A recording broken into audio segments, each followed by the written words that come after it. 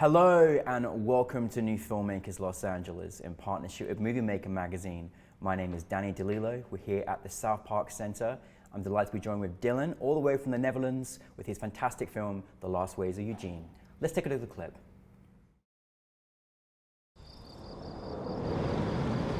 Wat de fuck doen we hier? Wat de fuck doen we hier?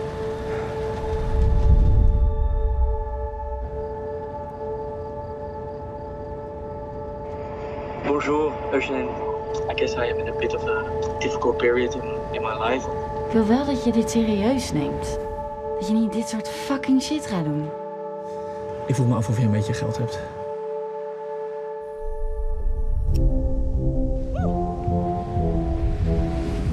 Come on man! Come on, let's go nu! Soms heb ik echt het gevoel alsof we continu in een droomwereld willen leven waarin alles maar comfortabel is. Waarom doe je jezelf dit aan, Dirk? Ik denk dat iedereen op jou zit te wachten.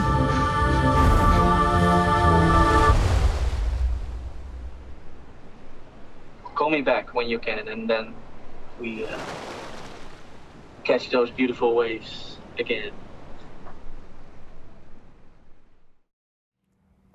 Dylan, thank you so much for coming halfway across the world for us to celebrate your film, and thank you for bringing your film to us.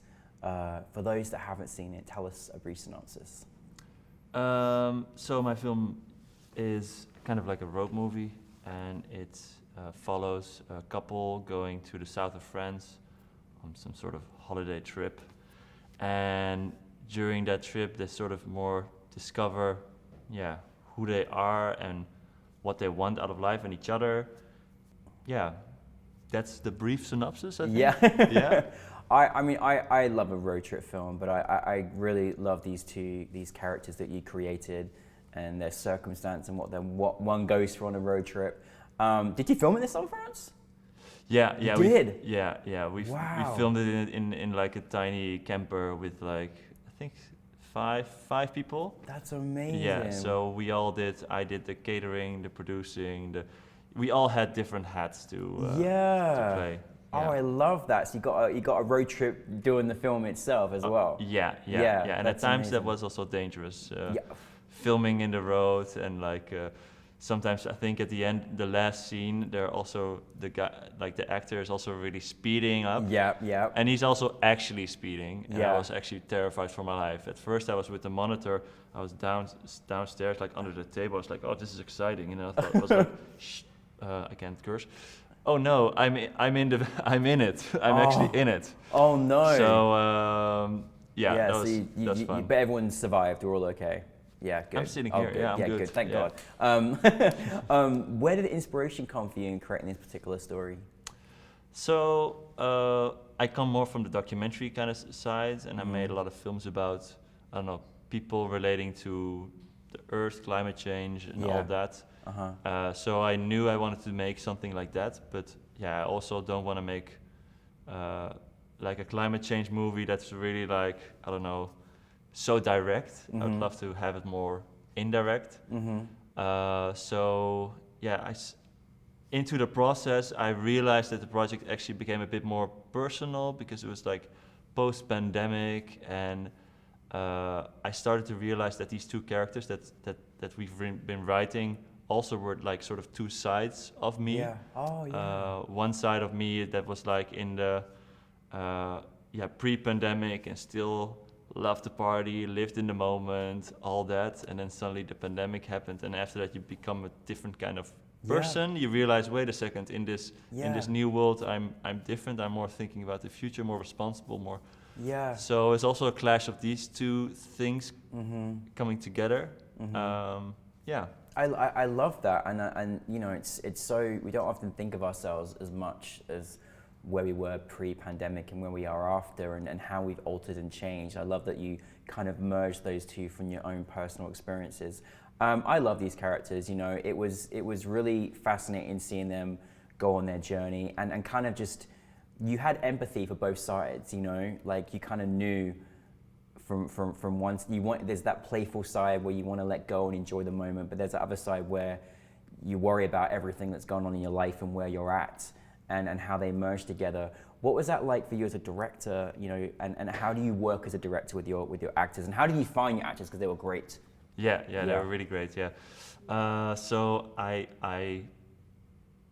come from documentary, so I don't know that many actors in the Netherlands.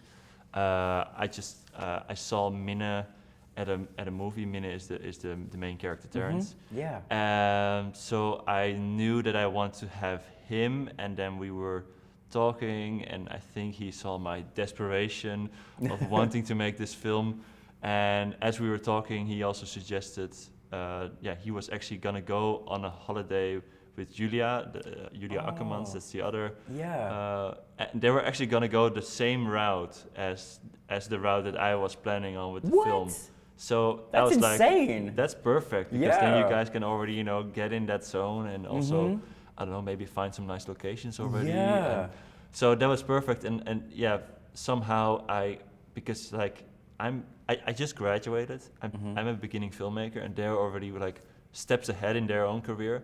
But I think they really were attracted to the adventure. You know, the adventure of having such a low key experience of filmmaking, actually feeling that you're making film and also wearing these different hats. Yeah, absolutely. Yeah. And so, I mean, you know, coming from the documentary world and then now being a director of a narrative piece, like how was that for you, working as a director and like directing actors? How was that experience for you? It was interesting, yeah, because you hear so much about, you know, this is big thing, directing actors. You know, I never really had experience with directing actors. I think I once had a course at the Film Academy, but it was interesting. I think how I approached it was more to be very open and honest about my shortcomings, and really discuss as much as I could what I wanted, and they really gave me feedback back as what they needed from me. So we kind of learned as we go to speak some sort of language. Yeah. I also feel like the scenes later also become better, because we're just together in this kind of process. So that's been interesting. I still don't have the feeling I know what directing actors is, but I feel like once you're genuine and once you're open to communicate your feelings and your thoughts, you get a long way. Well, you did a good job. Goodness me, it felt very well directed, and you know, you really got a lot from your actors as well. I mean, listen, I think especially when you're making a film in this style, like, how was the experience? Like, you're obviously making a film about a road trip, but you're doing the road trip as well, which is also double. I mean, what a fun thing to do as a filmmaker on top of that. What was that experience like, and was there any challenges along the way? So yeah, it was actually shot in a way that I also shoot my documentaries on the go, on location. So the difference between a documentary and a fiction film, I don't really see always the big difference in it, the way I do it, because I always keep it very small, keep it very open for how do you say, discovery. So, and that's, I feel more at home like that. I think. So there was like times on the way as you were doing documentaries where you were like, you maybe let the scene play out or let it play so you could kind of, I love that. I love that. That's a nice freedom for the actors to be allowed to kind of, you know, discover as well on the journey, right? Yeah, indeed. Yeah, and I mean, the last scene was played in it's this little town called Hossegor. I don't know how you say it in French, but the viewers won't know.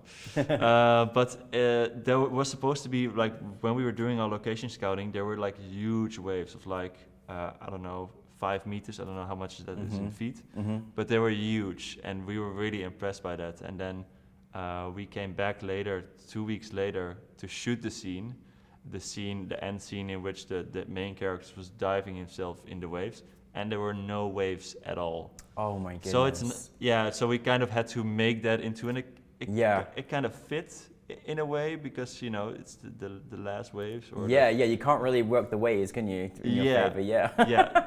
So we had to do all sorts of those kind of things, really, improvise. Which was fun. What's the reaction been like from your film? Like how people have taken it? I think good. Yeah. I mean, it's always like at a premiere, everybody's positive. Yeah. Everybody's like, "Oh my God!" And if you're not gonna say it. I think I'm myself my own biggest sort of critic. Yeah. I mean, I still see a lot of things. I was so busy like making the film. The film had to be made because I didn't get funding, I didn't get anything. So it was like a big struggle to actually make it. So looking back at it, I was like, oh man, I wish I had some more time to really also philosophize a bit more of the decisions that I made. But Absolutely. this was just like a process of making, and I'm very grateful for the film. I learned a lot from it, but I feel like I'm also ready for the next step. The next step, yeah. Well, I mean, what did you want people to take from your film? Well, of course, I want them to sort of stand still by these, how do you say, these changing times, this new adaptation to a new reality of climate change, a new reality of a more, how do you say, things are not the same way as they used to be before. And we have to adapt to that, otherwise we are screwed. It's true, we have to. We really do.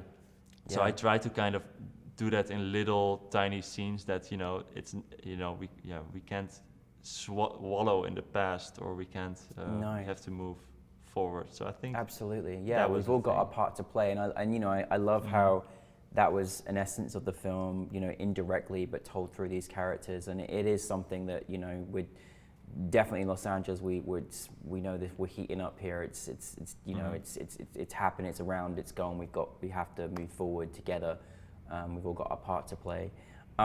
It's been so lovely. We've got an affiliation amazing with Dutch Culture USA, and so many amazing, talented Dutch filmmakers coming through. Obviously, came on as part of a beautiful entourage of filmmakers. What's the experience been like for you? Being in Los Angeles and bringing your film halfway across the world, how's that been for you? It's been insane. I haven't really sort of gave it a place. Yeah. You just go with the flow sometimes. Yeah. But it's been really, it's been really insane. I don't know. I don't really have yet words for it, but it's a crazy idea to come to these. You grew up with this idea of Hollywood, of LA, and and now to sort of see it for what it is, which is both positive in a way, because I think like, okay, wow, it's really like this industry, and at the same way, it's really an industry, which also makes it kind of like a corporation being run. A little scary, isn't it? And I don't view my films and my processes like that. But I can also learn a lot from it. So absolutely. It's both ways. No, definitely. It's hard being a creative person and understanding there's the whole corporate element to it as well. Yeah. In the end, we're making art as well. So. Most definitely. What is next for you, Dylan? So I'm shooting a documentary next month in Tuvalu. That's like a tiny island between Hawaii and Australia. I always want to go on. I want to go on all these trips that you keep doing. It's amazing. You can come. You can go. It's that's closer. Your next trip? Yeah, it's my next trip. Wow. Yeah, it's closer from here than from Amsterdam. It's like 4 days traveling for me to get there, and it's like the first island that is going to be washed away by climate change. So it's going to be a bit more directly about climate change, but it's also about how we in the West perceive climate catastrophes and how we relate to that. So that's my next project. I love that. And so, well, listen, I'm very thankful that you're addressing climate change through the films that you're making. And, I think there's such a lot of importance. We need to be educated consistently, driven into us.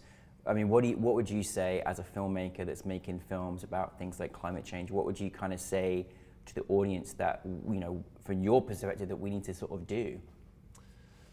Yeah, as you say, I think we all have a part to play, but I'm not saying do anything, but I'm more saying be aware of things, be aware of the dynamics, and be aware of our role in this world. I don't expect any individual to make a gigantic change and sort of like turn it all around, but I think we have to move as people, not as individuals.